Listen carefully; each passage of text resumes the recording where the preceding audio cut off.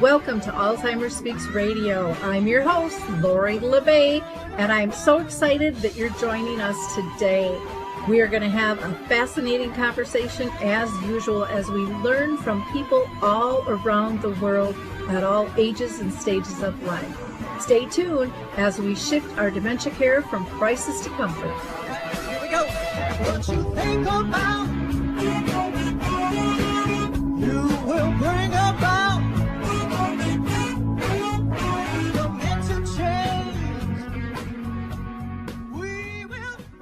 Well, hi, everyone, and welcome to Alzheimer Speaks. I'm your host, Lori LeBay, and I'm thrilled you can join us today. We are going to be having a conversation about Parkinson's today, and we are honored to have Dr. George Ackerman with us. His mother lived with Parkinson's, and he has become just a phenomenal advocate for Parkinson's disease, and basically a project of love and legacy for his mother. We will learn more about that from George in just a bit. I always like to encourage everyone to go to alzheimerspeaks.com. Please check out all of the free educational resources we have there. You too can be a guest on the show. Everyone around the world at all ages and stages is welcome to talk about dementia and caregiving. Or maybe you're living with dementia and would like to partake in our Dementia in the Arts program or Dementia Chats. Plus, we have tools and so many other resources there for you to find, as well as our book, Betty the Bald Chicken, Lessons in How to Care, and of course, Dementia Map. If you have a service product or tool, if you have a Facebook group, if you have a support group of a certain fashion, if you have a blog or a YouTube channel, all of those things can be added to Dementia Map at no cost and help others find you a little bit easier. We need to work together. So if you are a profit, nonprofit, government agency, or person who doesn't really even see themselves as a resource because you're not an organization, you all matter, and we need to come together to make our dementia care culture much more significant and hopeful for those living with a form of dementia. So with no further ado, let's go ahead and introduce you to Dr. George Ackerman. Well, Dr. Ackerman, I'm so excited to have you on the show. We talked a while back, and this has kind of been in the queue, and our time is now. So I know a lot has transpired, and I'm looking forward personally to hearing your updates. But first, I'm going to have you introduce yourself to our audience, if you don't mind. Thanks for your time, and also to your audience. It means the world to me and my family to have this opportunity to meet. My goal is really to reach individuals not only in the Parkinson's community, but also outside, because we're all a team and we're all one powerful voice together. My name's Dr. George Ackerman. I go by Sharon's son, George. Unfortunately, my mother had Parkinson disease for 15 years, and she had late onset dementia the last 4 or 5. I was really thrown in as her caretaker the last 4 years. You don't have a class on it. You don't have a choice.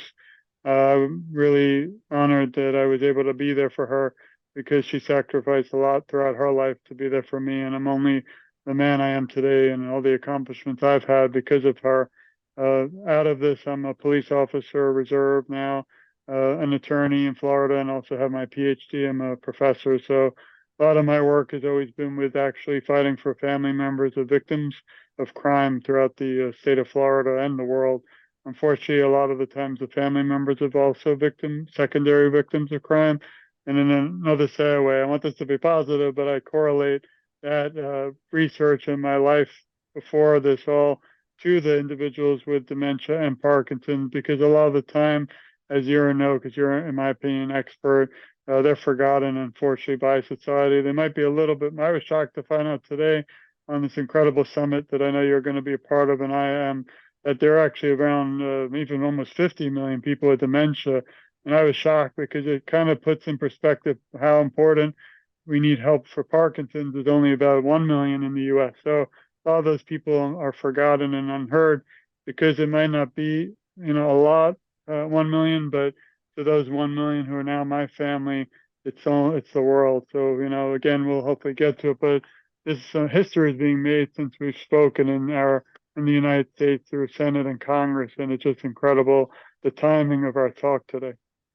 Wonderful. Well, I think even if you say there's only 1 million, my guess is Yeah. there's a lot more than that haven't Oh, yeah. been diagnosed or who have been misdiagnosed, because that was a problem with dementia for Mm. many, many years, is people weren't diagnosed. So the numbers really weren't relevant. And when you look at the ripple effect of the families involved, those numbers become huge. And this is just something that definitely needs to be spoken about. And we've got to break down the stigmas and the barriers and work collaboratively together. So again, I'm thrilled to have you on the show. Why don't you tell us a little bit about your mom and the process of your journey together? Thanks. Yeah, I mean, my mother was very independent, hardworking. She was a school teacher. She sacrificed her own career. She had a master's degree, and she decided to take care of me and my brother. So she really didn't pursue a lot of her dreams and goals to have us and to help make sure we had a great life. And she did that. And she had a great life. And we went to Disney. We did a lot of things. She loved to eat food, and we would always argue, which I regret now, but then I laugh a little. But every Sunday, the family would all get together and we'd argue over what to order for food. So, I kind of miss that now, when you're doing it and you're like arguing about nonsense. When it happens, you don't realize how those are some memories you might cherish. But she was, again, educated, smart, very intelligent, and just dedicated her life to her family. And that once Parkinson set in for many years, and to this day, I'm not sure if she wasn't as aware of it, or maybe the research wasn't there and the doctors weren't really aware. I often think now, if we had an opportunity to talk today, why didn't she make a big deal of Parkinson's until it got really bad? And also the onset of dementia was actually more frightening to me as a caregiver and a son than the Parkinson's, because they say you can live with Parkinson's, you don't die with it from it. But unfortunately, my mother didn't really have any other issues. So it kind of sped the whole process up very fast.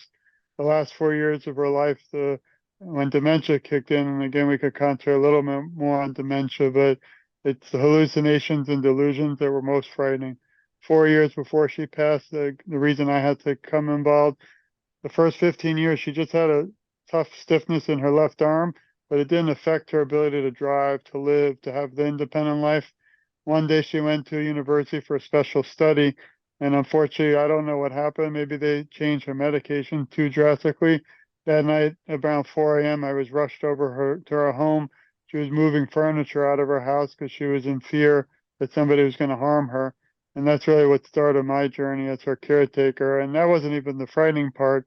But when I rushed her to the hospital, I went back to get her clothes from her home, and her room was surrounded by Post-it notes that you and I used to keep reminders.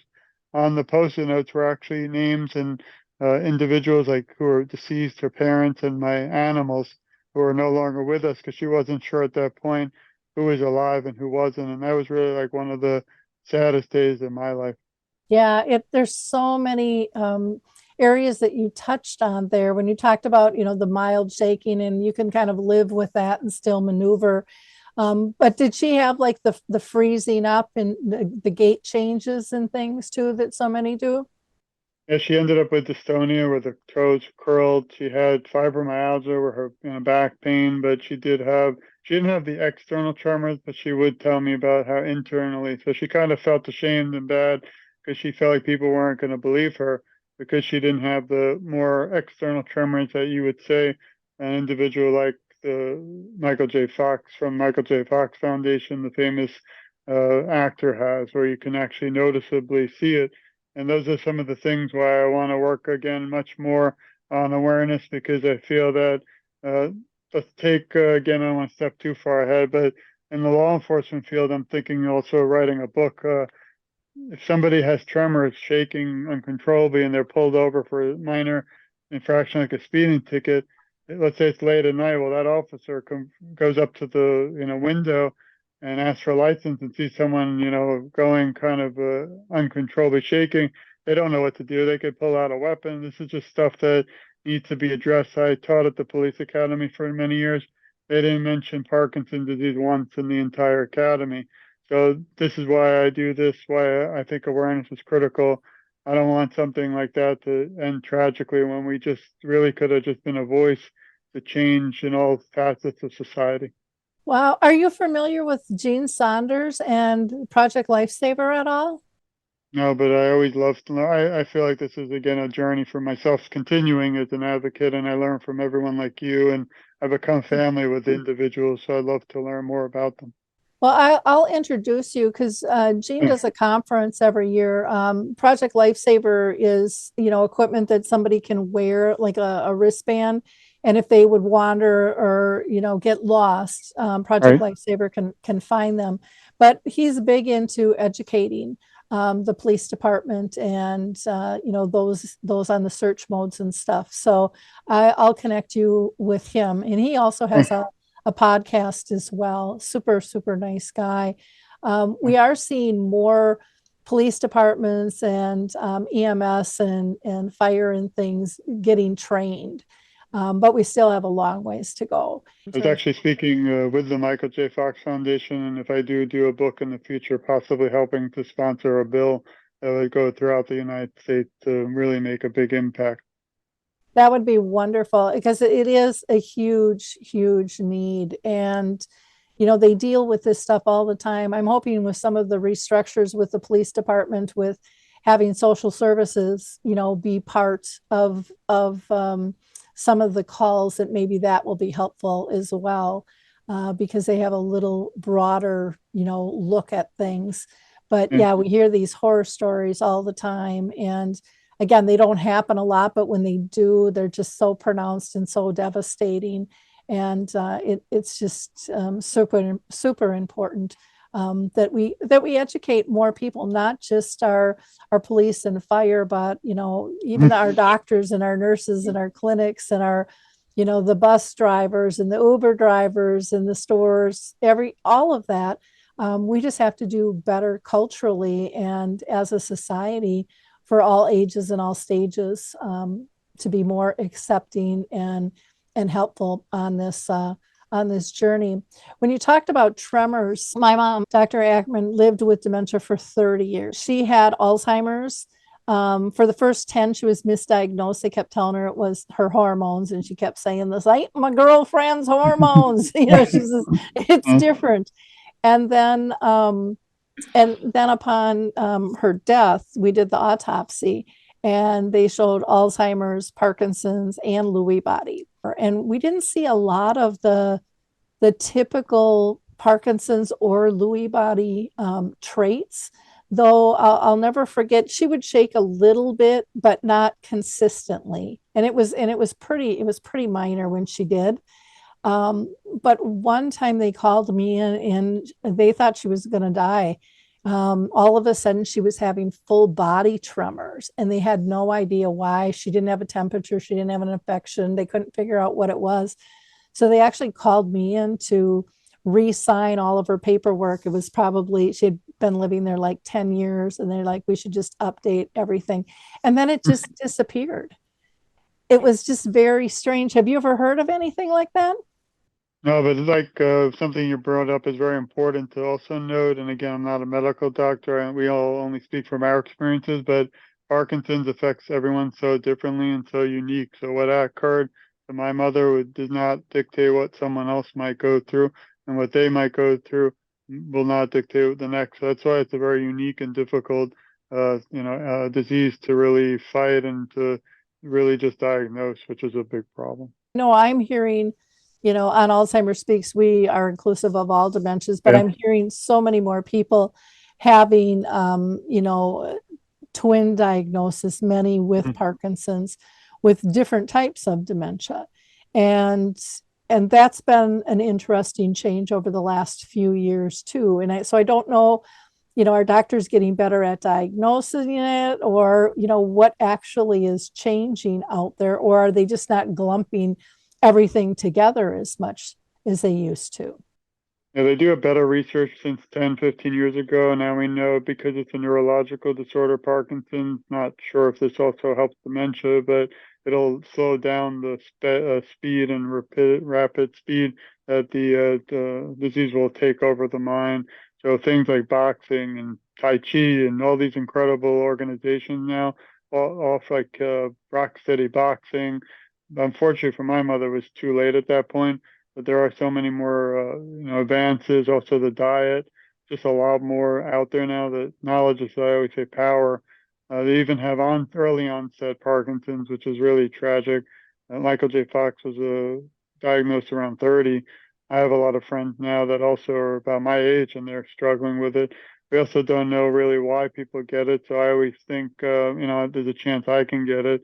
And, they look at age, they're not sure. They look at biology, hereditary issues. But I think really the big one is the exposure to pesticides. My mother lived in a nice home, but for 20 years, I mean, she had mold, she had termites, and they came in with all the wacky, like sci-fi looking gear, and sprayed. So I really do, unfortunately, in my opinion, uh, believe it's definitely from those types of things. Just today, ironically, we're speaking, they put a post up, I think the Michael J. Fox Foundation, and it's being shared, but even the water we drink, like the bottled water might be a causing part. I'm like, I love Publix in South Florida, Publix spring water, and I don't know how I could go without it. So I'm still doing it. But, we're trusting our foods, our supermarkets, and our government to dictate what we're putting in our bodies, and it's really frightening.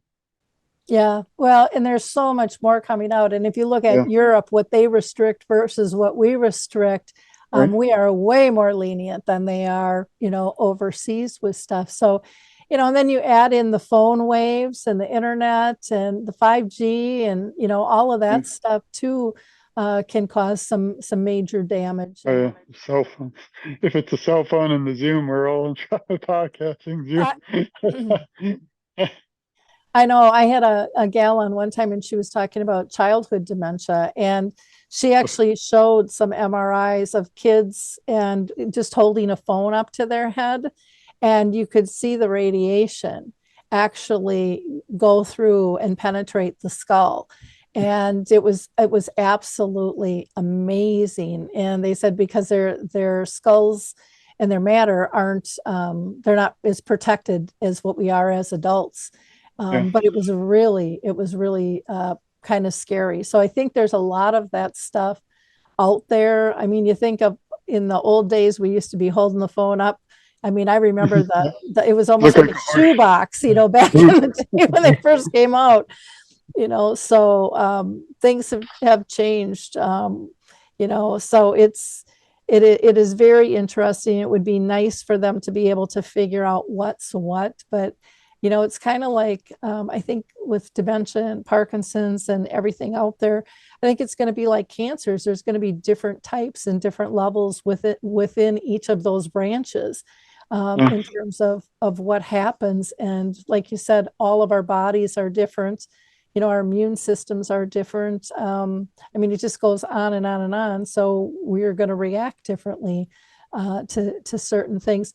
What types of, with your own mom, did she notice things or did you guys notice things first? Yeah, I mean, I asked my father and asked, why no one brought it up to me more. And again, I don't know if it was more she was ashamed, more that she wasn't aware. But again, the first 15 years, we noticed her left arm she couldn't really use it much, which was, I didn't understand. I didn't really ask because I didn't want to bother her or even like if she didn't, I figured if she wanted to talk, we would. But then, like I said, when I took over, that's when really it started noticing everything. I mean, she was very healthy and her health started declining. We used to make her eat very healthy foods and ensure like the drink. And then as we continued to get worse, I said, forget it. Let's just get her favorite hot, chocolate cake or anything she wanted because she was really sad to see, someone you love one, anyone, kind of almost the word's horrible, but deteriorating in front of you and almost to the bones. She went from good shape, healthy to almost, again, almost anorexic, sadly. So I saw, you see the physical, but as it got worse, she did have trouble speaking. She, one day we thought she had a stroke. They said she didn't, but she lost part of her ability to use, one side of her. So just like as a caretaker, I tried every single day to find something to make her feel better, something to, stop it or something to find a cure. And some days I do feel like I failed, but I know even looking back today, nothing else we could have done. We tried to get a license for medical marijuana for pain, but it didn't really work out because the distilleries don't speak to the doctors, so no one knows. It was like the Wild West. We tried several doctors. They all just, I love doctors, but sometimes I wonder how they can say the word movement specialist when there's really not much they can do. They did prescribe medicines and things, but when my mother passed, I call it the aftermath. Afterwards, I threw out about 4 huge garbage bags full of black garbage full of medicines, and I just don't think a lot of that really. It might be intended to help, but all that medicine for causes stomach issues. She had major problems with stomach, so she couldn't even sleep. So the last few years, we spent about $12,000 a month just hiring people to watch over her, not really caretakers because they didn't even understand Parkinson, but just someone to watch so she wouldn't fall until I could be there when I wasn't working. And some of the medicines like levodopa, carbidopa, again, I'm not an expert on medication. They're supposed to be given and combined with other substances to help, dopamine, and also to help the brain. But we really don't know the side effects of all these things. And again, she was told to give by the aides certain time and keep a journal. Who knows if they were really, even doing that? So there's just so many questions. Unfortunately, I still have today. But even the marijuana license caused more hallucinations instead of less. The dyskinesia, like the involuntary movements, got worse. And finally, things like blood pressure changes, nausea, relentlessness, and drowsiness. But again, back to the dementia, because again, it's a big title of your show, and I don't get to concentrate a lot on it. I mean, that was the most frightening ones because she would. So one time I was sitting on the bed with my daughter. She was only like 6 at the time, or 7, and she loved her grandmother. And I have 3 children. They loved spending time with her.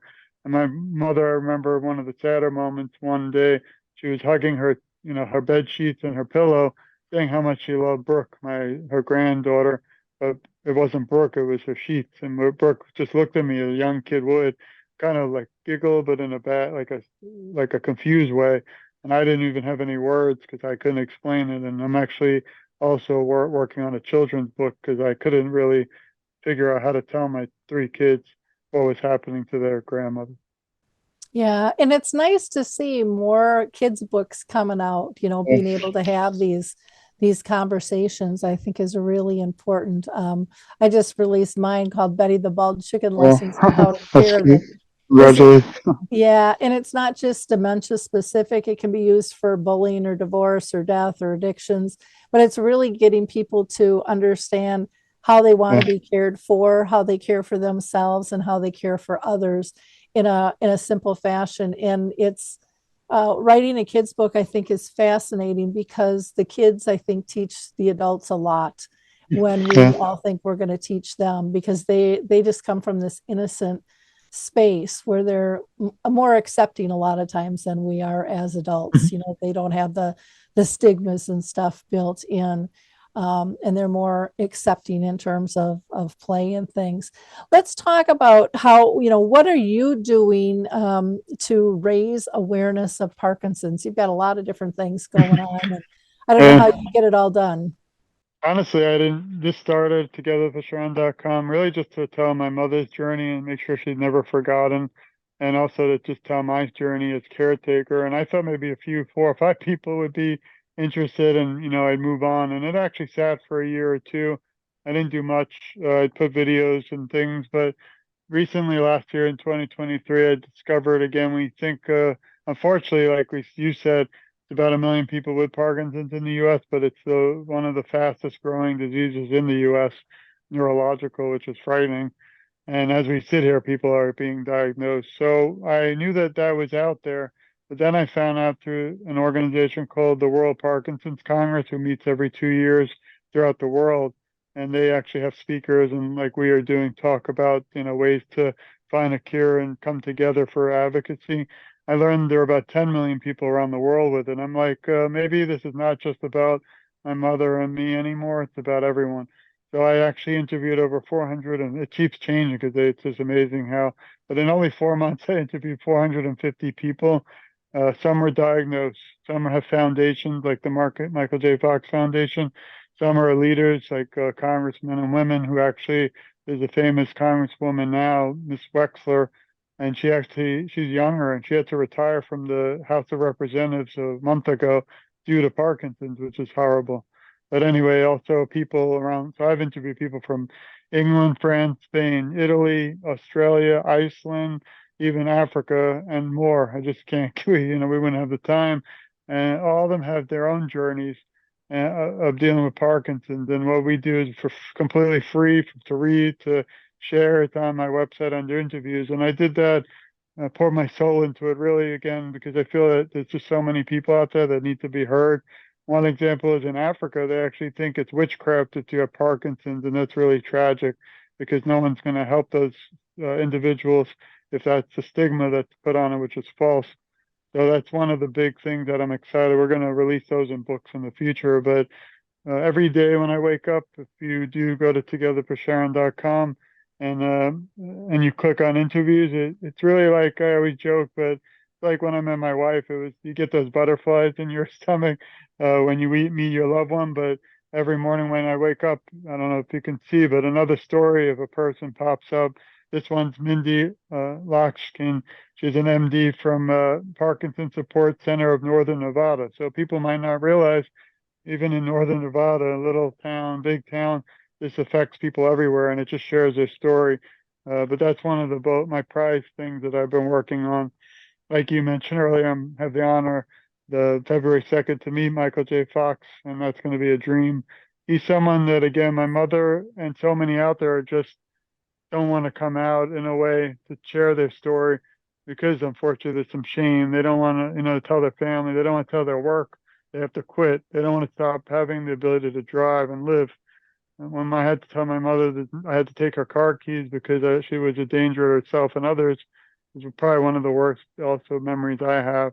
But he's a hero because in his movie last year he released, he actually shared, how he didn't want to tell everybody. He was in fear that he'd lose his career, but he's become like an epic icon now in the Parkinson's community. And then a few other things. One is something I've been really working on. I'm in a weird place, I always say. I don't have Parkinson's or dementia, and I'm not a caretaker, sadly, anymore with someone who's alive with it. So I looked around for probably months, and I went to so many support groups, but I couldn't speak because they were actually talking about currently their loved ones fighting, and I didn't want to tell them, but what I went through end of life. So I've been really honored by a group called SPS Awareness. You're probably aware of them, and they deal with all different diseases. PSP, and also they deal with Parkinsonians and other things. And we're starting my own support group. I'm going to be the support group leader next month in February. And it's for anyone who lost their loved one due to any disease, not just Parkinson's. So it's a place that's confidential, will not be recorded. It's completely free. If you visit my website and click on About Us, it'll go right to the support group. Again, I don't make a dime from any of this. We don't want money. My only goal is that one day we find a cure. Well, one of the things you might be interested in a group here in Minnesota, we got together and created a group called the Reentry Program, and it was for caregivers who lost a loved one with dementia. And Warren Wolf is writing a book. He's had some health issues, so he's kind of gotten waylaid a little bit. But he was going to pull a kind of a workbook together. But it's about helping people deal with the loss after that loved one is gone, and who are you now? Because your identity sometimes gets intermixed, and sometimes you lose your whole identity and don't even know who you are anymore, or how to live your own life because it's so poked with holes through a loss. And if that's something of interest, I can easily connect you to Warren as well. If that would be helpful for you, just let me know. Yeah, that's the thing. I love, again, coming on these shows, not just to talk, but because I do feel I become like family with you and all your listeners. Not just about a podcast. We're really trying to change the world, and individuals like Warren, you mentioned, I don't know about. So TogetherForSharon.com is literally for people who are just kind of lost. I felt frantic, lost, scared, upset, and completely didn't know what to turn. And we decided to put a lot of resources on the website again, completely free. But the only journey that breaks my heart today or story is the one that I just am not aware of. And that's what I would love to meet him and anyone, because again, I feel like we're all family in this fight for all the diseases and to find a cure for them all. Because Yeah, guess what? well, If I had a cure for dementia, maybe we could have isolated Parkinson's and dealt with it. We didn't even have time because we had to deal with dementia too. So it was just one thing. It's like the hammer. Like I felt like a nail, just being boom, boom, boom, boom. well, and people don't realize that they can get these multiple diagnoses all the time either. Like they know they can have high blood pressure and they might have asthma or, a heart condition. But, when it comes to dementia, like some people have 2 or 3 types Yeah. of dementia. Like my mom, we only were told she had Alzheimer's, but upon death, we were really dealing with Alzheimer's, Lewy body, and Parkinson's disease. Yeah. But the Lewy body and the Parkinson's really weren't addressed. Yeah. And so it's always interesting. If people are just tuning in right now, we are talking with Dr. George Ackerman, who has a website called TogetherForSharon.com. He can also be reached at TogetherForSharon@gmail.com. And he is on LinkedIn, TikTok, Facebook, Oh Twitter, yeah. Instagram, Threads, and YouTube. So he's kind of hard to miss. He is full of wonderful information. His website is filled with, what did you say, over 400 interviews? Probably Uh, more, yeah. 415. It's still growing because I'd love to share your journey because again, this is not just about Parkinson's. I've actually covered individuals with Lewy body journeys, and it's not just the person diagnosed; it's the caretaker, it's foundations. I've covered fibromyalgia, so many unfortunate things. Alzheimer's is there. Betsy is a good friend of mine. Betsy, I'm sure you know her from Wurzel, yep. Alzheimer's. Yeah, and the sad thing is her husband, we started a blog together. Her husband passed away the same day my mother did, and it's like we became family because of that. But again, it's about sharing everyone else's journeys. Well, there's so much more overlap than I think people Yeah, realize when you're in that caring role. And so there's so much we can learn yeah, from one another. Symptoms might be different, time frames might be different, but time frames for most of these things, it doesn't go A to B to C to D and follow this nice little linear line. And so I just think there's so much that we can learn from one another. We're going to hear from Q Blocks, and then we're going to be right back. I also want to introduce you all to Q Blocks. They have been absolutely excellent to deal with. They have been in business for 18 years and they serve the globe. I can't say enough good things about this company. I've had a lot of bad experiences. I don't know about you with tech companies. They have made a very complicated process very easy. And their staff is so kind, so polite, so respectful to work with. And, when I am frustrated and ready to pull my hair out, they just smile and tell me everything's going to be okay. And they really are just on top of the communication, which alleviates so much stress as an owner when you're dealing with tech issues. You can get a 10% discount. Visit them at QBlocks, at CUEBLOCKS.com, or you can email them at letstalk@qblocks.com. For that 10% discount, just put Lori, Lori, in the inquiry form.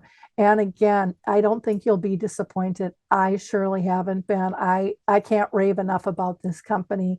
And that's kind of rare these days. So, Dr. Ackerman, why don't you tell us a little bit more about your website? And if it's something that you even want to share the screen with and give us a tour, you're more than welcome to do that. and this is the website that I thought only 3 people would really see. Somehow now, like you mentioned, we're on every social media and reaching over 30,000 people. If you scroll down, that's where you can click to see the interviews and to be interviewed. Again, it's all free. You'll see my mother's story and her journey, and you'll see my story and my journey. That's the End Parkinson Disease Act. Also, some proclamations I've had and a lot of videos just to learn about what Parkinson's is. That's our dog, Bella. She's our mascot. Everyone loves that. My mother never got to meet her.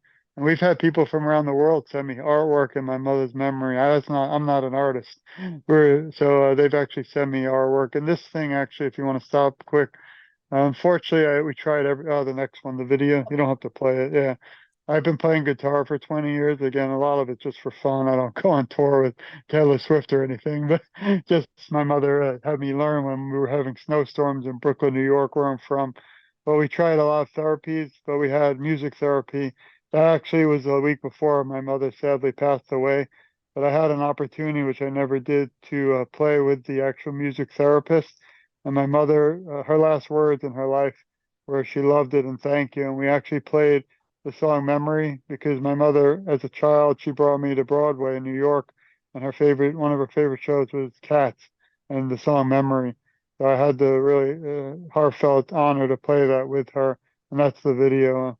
You won't see my mother; she was too sick at that point, but you might hear her at the end say thank you. So, and then this is all my post. I don't know. Some nights I don't sleep just thinking of all the other people fighting dementia and Parkinson's, and I've been able to team up with people, incredible people like yourself around the world just for awareness. And again, my big pitch here, if I get a chance to do one, is I don't want anything but a cure. And it's so sometimes people are shocked when I say that, which is sad in 2024. I really don't want anything. I don't accept donations. We do have a page for donations, and that goes to some of the big organizations like the Michael J. Fox Foundation, but we personally don't accept it. And I'm not an organization or foundation. I'm just a son who lost their best friend, his mother. And again, I just do this all to make sure people never forget my mother. That's my family. You can see everyone's a part of the team. Okay, wonderful. Yeah, well, it's nice for people to actually be able to see, what's what. So again, here you have to sign up in order to get to the interviews. Is Yeah. that okay? Oh, Richard Underwood, he's wonderful. Yeah, you've got some great Laura Herman. Yeah, there's lots of good people out here. The resources are endless, and the sad part is people don't know that they exist. I wanted to ask you about donations. So Oh yeah. are you a non-for-profit then? I'm glad you said that. I'm just me. I don't want to do all that because I don't want to I like how they all deal with the money. I have nothing to do with it. But I've been able to team up with some of the bigger organizations like American Parkinson Disease Association, Drive Towards a Cure, Power of Parkinson's, and Parkinson's Foundation. And you just go there and you click. But the really nice thing is every one of those links is in memory of my mother. So it'll show you my mother's journey, but any money will go to that organization. We have nothing to do with it. And again, I did that. Maybe when I'm older, I'll try and start a foundation. But with 3 kids and I work 24/7, it's tough to have a foundation. But I didn't really want one because I wanted people to know that, again, I'm not here for that. I'm really just here to find a cure and to really help spread awareness. Okay. Now here you've got partnerships. Yeah, there's a lot of organizations that I admire and they inspire me around the world. And what I did is I just added all of them that I know personally to the website. They all have different resources. They offer different virtual things like exercise and webinars, and it's just all free. And it's just, I needed something like this, to be honest, when I was a caretaker because I didn't know where to go. I was frantic, like I said, didn't know what to do. And I also cover other areas like dementia, where I met Lance, and I also have Alzheimer's, and also we actually just added a few, go down a little lower there. That's important to me, the researchers and scientists. I've been able to research some of the top scientists and researchers around the world. And they actually did interviews with me. So now people can see those for free. They're really right from the doctors, the scientists. One of them, a few of them actually wrote a book called End Parkinson Disease, which is internationally known. And there you'll see we do walks with the Parkinson's Foundation. So we have a table. We pass out bands for free. Sadly, sometimes people see us at a table and they're like, what are you trying to sell us? And they realize that that's not what they were there for. And I had a gentleman come over and hug me the other day at the last walk and cry because he was just appreciative of my mother's story and what we're doing. That's what inspires me to keep fighting. Wow. Yeah, we added that. That's a whole new area. Because of you and all the other people I admire, I decided, why don't we start our own kind of channel that I do also. We have a few podcasts. One is Together for Sharon podcast. It's a conversation and we interview individuals who are diagnosed and foundations and caretakers around the world for it's my wife and I. So it's nice because you have a caretaker, female and a male perspective. This is a different area, and there you see Lance. This is called Sharon Q&A with Sharon's son. What I do is I interview people one-on-one, and I had an honor right there. If you see, the interview a United States Representative Paul Tonka in New York about the national plan to end Parkinson's. And then finally, I have a podcast called Unscripted, and that's where we finally brought individuals with Parkinson's together with caretakers, which I haven't seen done before. And we also just have a conversation, but it's a lot of fun because we're all become like family.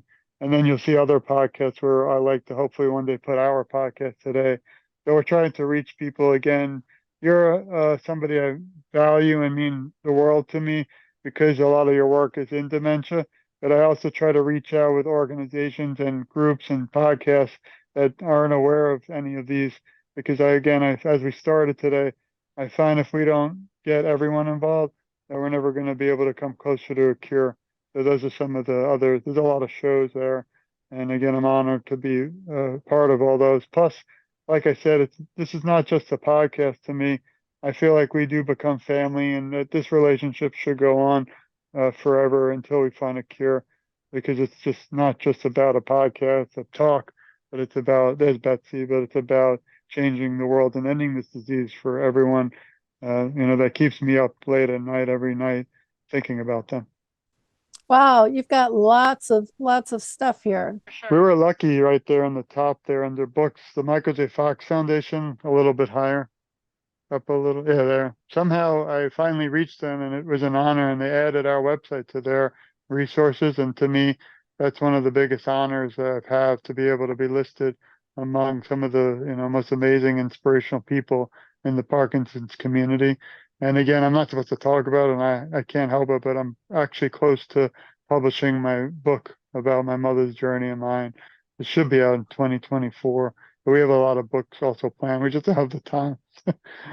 Well, that's fantastic. It's like I said, you've got a lot of information out here that's going to help so many people. I mean, they could spend weeks on there. So oddly, ironically, say that a gentleman wrote me once that I spent 10 hours just reading the interviews, and I said, I love it, but I don't want you wasting. Please don't spend the whole day. But he was inspired because a lot of people, I'm telling you right now, listening to this, or I'll share it, might just have been diagnosed or might be wondering maybe they might have it or going to get it. And they see that there's really other people, those 400 or 500 people out there going through exactly what they did. And it just helps them cope. And this today, our talk helps me still grieve, because there's not a day that I don't miss my mother. And, she was my best friend. Sometimes I go through these podcasts and I'm fine. I'll walk in the other room to my office, my wife, and I just start, crying, because this means a lot to me. You giving me the opportunity, even just for this time, to remember my mother. And hopefully if we even just reach one person new, and we've done something that's so special, it'll change the world for everybody in the Parkinson's community and outside. That's how I feel when I stepped into this space in 2009 too. It's like, we've got to do better. We've got to be more inclusive. And so much of what we need to do is really simple to do. It doesn't have to be complicated. But big business, I think, complicates a lot of this. And I had a show today. I did a dementia chats, and that's where I have a panel of people living with dementia. And one of the questions was, well, can't we just have like a 1-800 number that has all these resources? And I said, well, that's kind of what Dementia Map is trying to do. Right. But again, you have to have people participate. And if you just feed the beast, not all the information is accurate that's out there, because especially with all the staff changes and stuff that's going on. Plus, you want to have people that are actually going to respond when somebody reaches out. Otherwise, people give up and then they stop reaching out. And you don't want that to happen either. But we need money to be able to do that. We need to be able to be staffed to really go out there and expand it on the level it needs to be. And people could take a half an hour and just put in a free listing. I look at all the things you have on your site. We would love all of those people in there to be able to, again, just have one other avenue where they're exposed. It's not about trying to take away from anybody. It's trying to build each of them up. And we have to do a better job for the public. They deserve choice in terms of what they're looking for, because everybody resonates with something a little bit different because they're dealing with something a little bit different. And it could have to do with finances. It could have to do with culture. It could have to do with personality styles or learning styles. I mean, all of that stuff comes into play, but people deserve to know all of the resources that are out there. I'm sure when people go to your site, Dr. Ackerman, they are shocked. Like, why isn't anybody telling me about this stuff? Actually, Dementia Map and you are under our resources. If you look under dementia, we kind of, again, we had to go somewhat fast, but I do want to thank you for that and listing us there. So I do share that. It's an important resource for the resource list because there are a lot of individuals with dementia that need help. And if they come to us and then they go to you, they'll see we're all family in this fight. And that's the way it should be. We should be, helping one another and doing what's best and easiest for the public. I've just never understood why we've always had to market by fear. I think we should be marketing by hope and in giving people choice and in empowering families. Well, is there anything that we haven't discussed? I think I got through all of the questions we had talked about and things I know that I was interested in. Anything that we missed? No, I mean, again, I want to thank you and your viewers and listeners for this opportunity. I've been excited and looking for it since last year when I had a great honor to speak with you. I usually end everything with just a quick word. We love you, we support you, we care about you, and you're never alone. That's the most important thing. You're never alone. I will advocate, of course, Lori will too, but so we will advocate for you, and together our voices are just so much stronger. And I always, in a positive way, I joke, but I always say I'm just getting started, which really I've been doing this for like you a while, not as long as you, but it's just very important that we all are together in this. And again, so grateful for your time and all your audience, and hope we can continue this on so many more topics that we just didn't have the time to get to. But again, thank you for helping me remember my mother too and my journey as her caregiver. You have two choices in life. You can get through it and walk away from it, or you can get through it and help the next guy with going through the same journey. And I think I was like you. When I stepped in, I thought, big or small, I'm just going to try to make a difference and we'll see what happens with it. And I think people are shocked at how many people who have gone through this experience, how much we're able to get done on a shoestring budget. And that's always been the excuse of why it can't be done, because it's too complicated and it's too much. And I don't know about you, but I mean, I've had people actually say, well, there's no way you can do everything you say you've done. And I'm like, well, go look at the website. There's proof in the pudding, with that stuff. But I think when the passion is there, it just pushes you and it lifts you and you're connecting with people. And it's not as daunting because it's really wrapped in hope. And it's wrapped in legacy and learning, and all of that stuff to me is really, really important. Yeah, I often think about the future. So some days I'll ask my daughter's 11 now, I'll say, Brooke, would you want to continue this? And then I even think to myself, we should maybe do a foundation in a few years, because my dream would be we donated about $12,000 from our own family to the American Parkinson Disease Association. You'll see it on the website.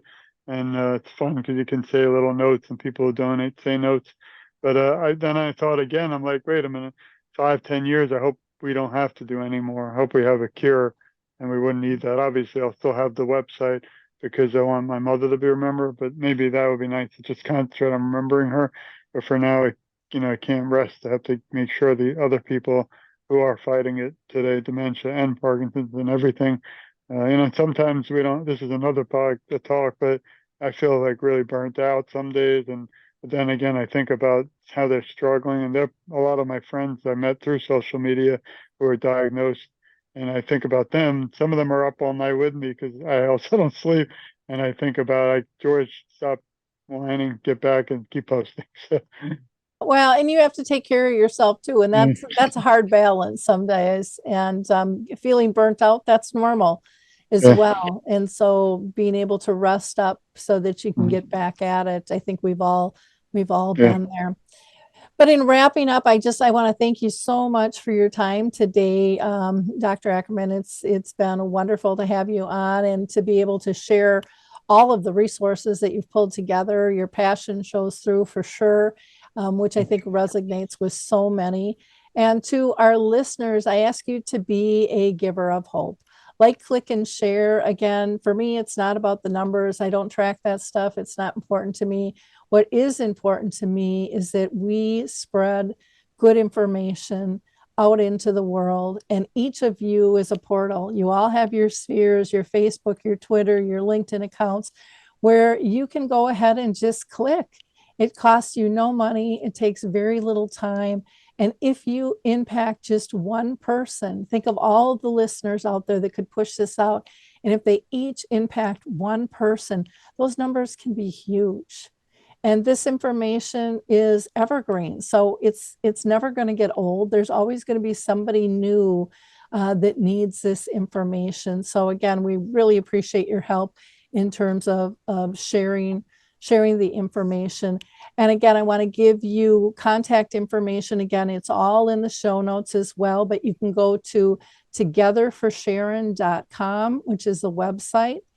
Email is TogetherForSharon on Gmail or at gmail.com.